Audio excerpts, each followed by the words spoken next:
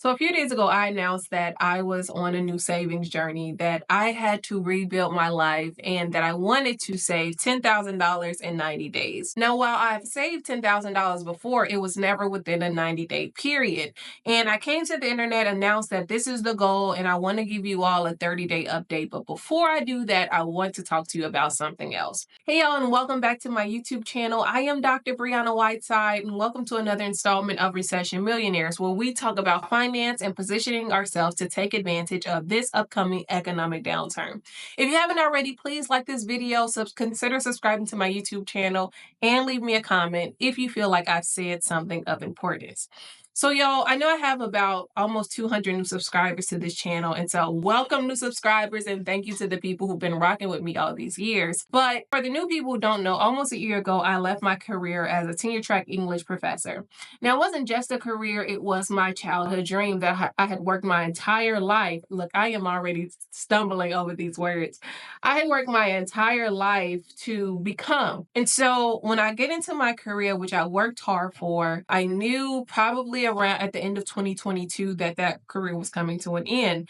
And I knew that because I knew that my time in Las Vegas was coming to an end. That's where I was living at the time. And I wake up one January morning and I knew immediately that I was supposed to move to Texas. No reason, no rhyme, no family down here, no career down here, nothing set up. But I know without a shadow of a doubt that I'm supposed to move to Texas. And as a result, I do know then that if I move to Texas, then my career is over because they're not allowing me to teach remotely for that long of a time. And so as a result of that happening, I was still excited. I felt that God was, leading me to do this thing. There were a ton of prophetic words confirming this, this journey or this career move long before I had decided to take it.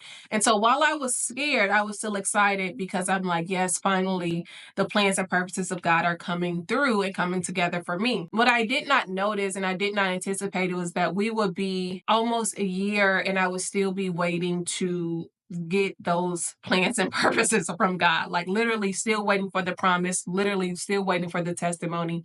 And that has caused a lot of anxiety in my life. Like I really feel like since I made that career change, that step on faith, that I kind of lost my spark. I've kind of lost, the zeal that I have for life because I am no longer living the life that I wanted to live. I have agreed to step into the life that God created me to live, but it is not a life that I want. And I just want to be honest and say that like it has been a daily struggle for me to step into this thing, to keep holding on to faith, to keep showing up in something that I don't want, in something that I'm not passionate about, in something that I never even asked for. And I do know that the Bible is peopled with a lot of stories that show you people living the life that they don't want because of God, showing you that they're in purpose, but it is not a pretty thing that they don't like it. That's not lost upon me. But I just wanted to provide some context to this moment that I find myself in. So when I got to the point at the end of March where I had completely drained my nest egg, because imagine living with no real supplemental income from God or from the decision that you made following God, you're going to drain your finances. And to be clear, I'm here in this moment not because God came through, but because I was a good financial steward. Like I did count the cost. I tried to save as much as I could in the time that I had, but I didn't anticipate that I'll still be here 11 months later, still looking for the promise that God used to entice me out of my career. Nonetheless, I find myself at the end of March at a place where I never wanted to get to, the place where you don't have any more heart left, right?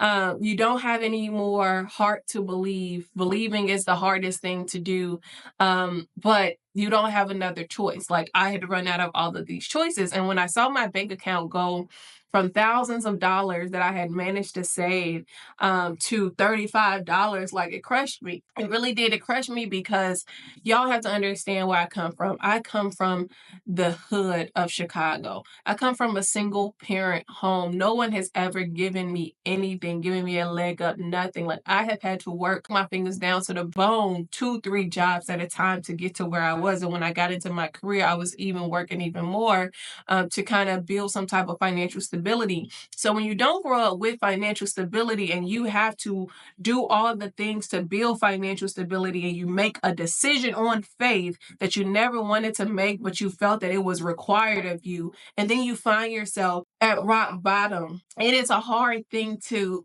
deal with, right? It's a hard thing, especially at 35, to deal with, to start your life over, especially when the life you had was working for you. And so I got on this internet and I said, hey y'all, I need to rebuild my life in real time. Like, I have hit rock bottom. I've run out of resources. And rather than beg, I'm like, yo, like, I'm just going to have to go get to this money. And because I believe in myself, even if I am doing things that I don't want to in the name of God, even though I'm walking out in purpose, not the purpose that I want, I decided that I had to take advantage of my life. It's my life. It is nobody's responsibility to take care of me and all these other things. And so I came on here and told you all that I was going to try to save 10K in 90 days. And that is what I fully intend to do.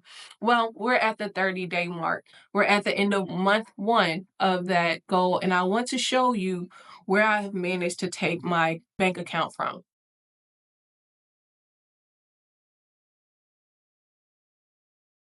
I am very proud of myself. I'm proud of myself because this walk has not been a crystal stair for me. It has not. It's easy to build wealth when you still have a lot of money coming in, like I did in my salary. It's easier because you have the stability. I do not have the stability that I once had, but I still managed to make it to the halfway mark in 30 days. And I'm tearing up right now because this journey has taken so much from me. To become who God has asked me to become has taken so much. It has taken, the last thing that I had, which was my career. And I'm crying because it hurts.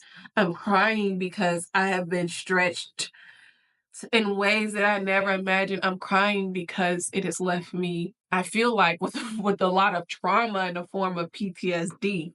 But I've made it to this halfway point because I did not give up, because I did not ask for handouts, because I said, I'm just going to use all my gifts and talents. And I'm going to use the skills that I have learned to get me to this point. Like, I'm going to have to put everything on display. And what you're seeing right now is a result of me using all of my gifts and talents and skills to put everything on display. And so I wanted to just come on here and give you an update about where I was with my journey and my financial journey. I know so many people decided to join in on the financial journey. Congratulations to you.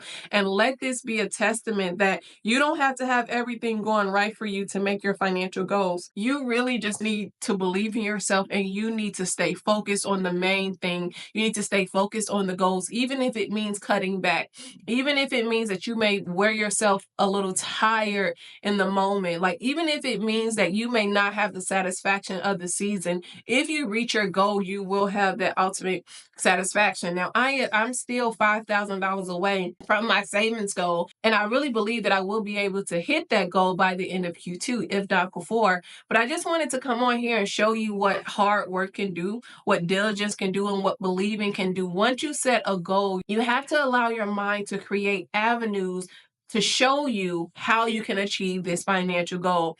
I reached this not because of luck.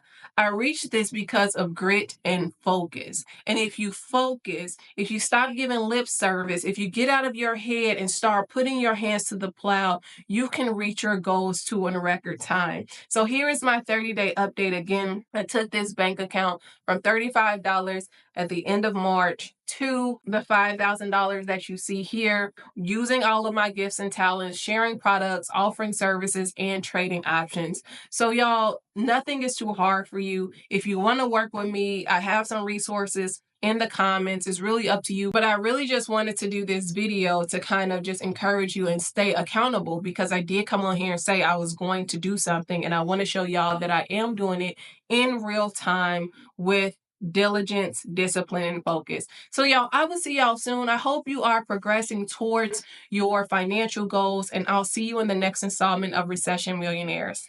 Bye.